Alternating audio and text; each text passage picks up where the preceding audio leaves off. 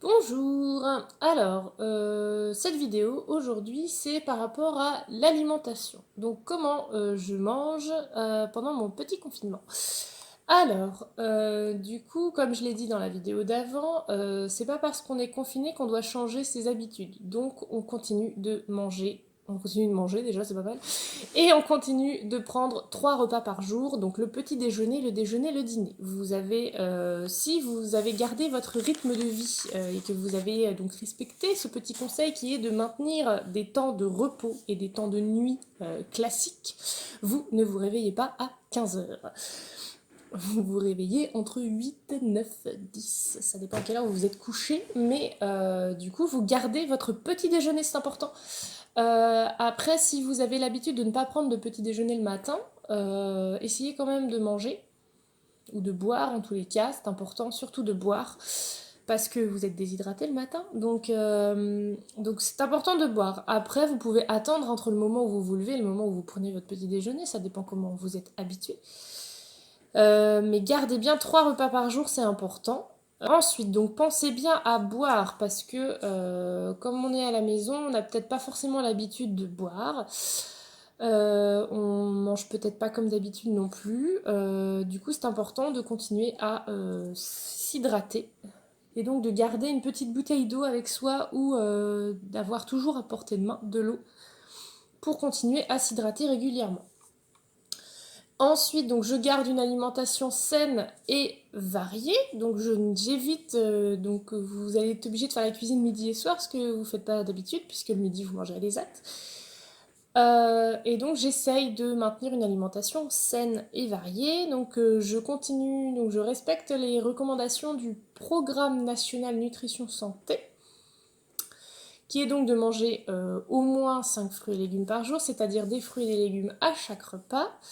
Des féculents effectivement aussi à chaque repas, mais en quantité moindre. Les légumes c'est à volonté, les féculents il y a des mesures à respecter, hein, on va pas s'enfiler tout le paquet de pâtes complet.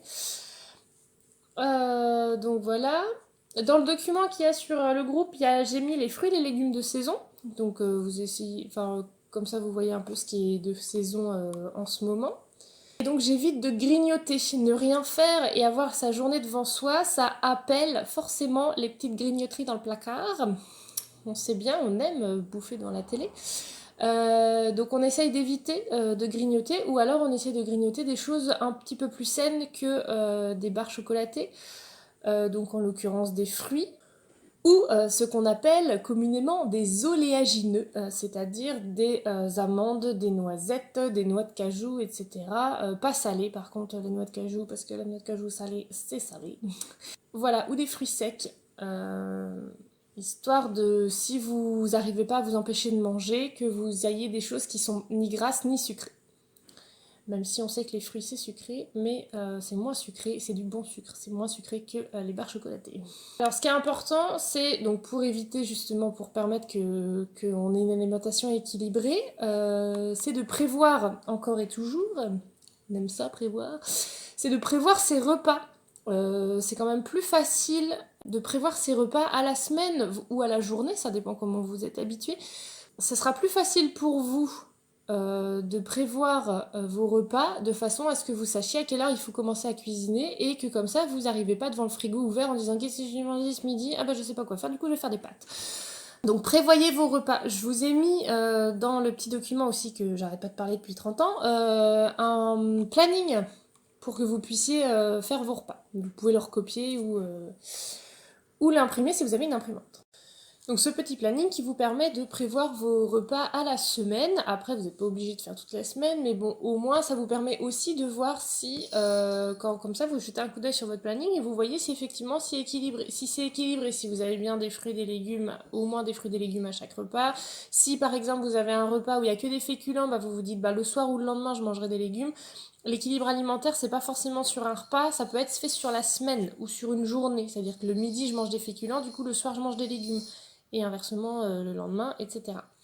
Pareil pour la viande, le poisson, les œufs, c'est bien de varier aussi, de ne pas manger que de la viande, que du poisson ou que des œufs. La viande, c'est bien 2 à 3 fois par semaine, idem pour le poisson, idem pour les œufs. Vous n'êtes pas obligé d'en manger le soir. Donc voilà, et ça permet aussi d'être actif et d'être clair dans ses courses. C'est-à-dire que si vous avez prévu vos repas avant de partir en course, et ben quand vous faites vos courses, vous n'achetez que ce que vous avez besoin. Ça évite d'avoir trop de restes dans le frigo ou dans les placards. Et ça évite surtout de se diriger vers des choses qui sont grasses et sucrées, parce qu'on sait que le gras, c'est la vie.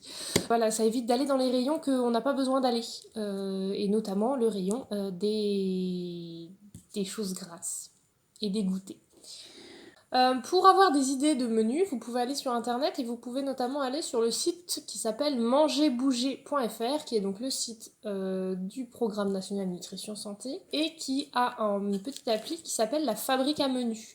Vous mettez le nombre de personnes, vous mettez si vous voulez le midi et le soir ou si vous voulez qu'un repas, et il vous propose des menus tout faits qui respectent donc l'équilibre alimentaire.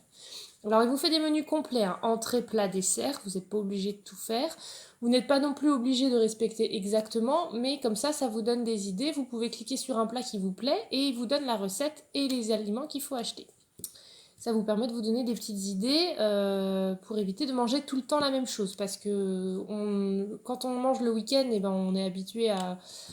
Quand c'est que pour le week-end ou que pour les vacances, on arrive à trouver des plats, mais quand il faut faire tout le temps, toutes les semaines, tous les jours, 2 fois par jour, la cuisine, au bout d'un moment, on finit par manquer d'inspiration. Donc voilà, donc comme ça vous donne des petites idées de plats que vous pouvez faire. Et ensuite, ce que vous pouvez faire aussi, et du coup que j'ai aussi mis dans le petit document, c'est des repas, faire la cuisine pour plusieurs repas.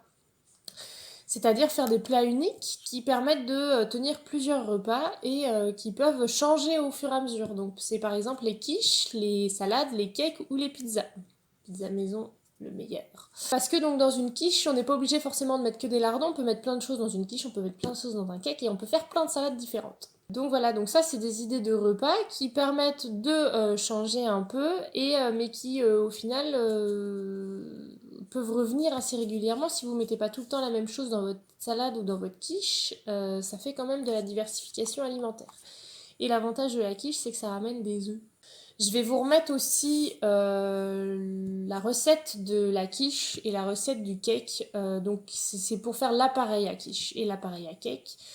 C'est-à-dire sans les ingrédients, sans ce que vous allez rajouter avec votre goût et avec ce que vous avez envie. Après le cake, voilà, je vais vous donner la base, vous mettrez ce que vous voulez dedans, pareil pour la quiche. C'est tout pour l'alimentation. Si vous avez des questions, vous n'hésitez pas. Si vous avez des idées de recettes mais vous savez pas trop comment les chercher, vous n'hésitez pas aussi. Si vous avez des sites sur lesquels vous allez régulièrement pour trouver des recettes, vous pouvez les partager. Je vous dis à la prochaine et bonne journée.